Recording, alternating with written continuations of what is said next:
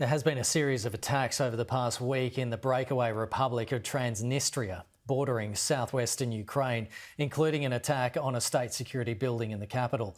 Transnistria has been under the control of Russian-backed separatists since 1992, and it now appears Russian troops are expanding their operations to parts of southern Ukraine to link up with the territory and create the conditions to send in more forces.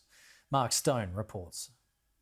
It was a brazen attack in broad daylight last Monday on the streets of this pro-Russian breakaway republic.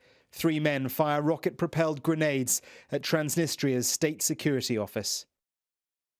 Russia and Ukraine accused each other, and even before we know the truth, it's already a troubling hint of where this conflict could go next, how it could spiral. From the Moldovan hills above, Transnistria is a relic of a conflict frozen for 30 years.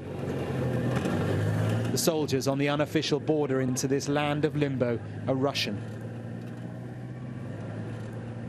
It's a place that has all the signs of statehood. It's got its own borders, its own government, its own military and its own currency. And yet it is a place that's recognized by no country anywhere in the world. Inside, Lenin still stands, and the hammer and sickle is still the symbol of Soviet greatness. And here's the concern. Ukraine's key Black Sea port of Odessa is just 100 kilometers away. The Russians have said quite openly that they want a land bridge between their occupation in Ukraine's east and their outpost here, far to the west. And among the people here, while there is no desire for conflict, we found the sympathies are with Russia. There are some suggestions from Moscow that maybe the Russian military will move west and maybe try and come to Transnistria. What do you think of that? Думаю, что будут. Yes? And would that be good for you? Да. And why is that? Ну, потому что мы находимся в изоляции, а тут какое-то единение будет. But this goes well beyond the possible Russian annexation of Transnistria. Of course, everybody is very worried.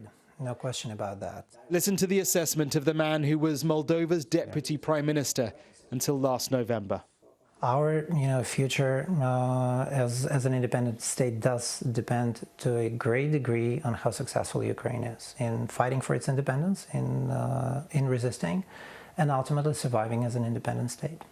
Well, that's fascinating. You're effectively saying your future rests on Ukrainian success over Russia. On Ukraine's ability to resist, on Ukraine's ability to stand firm. Yes.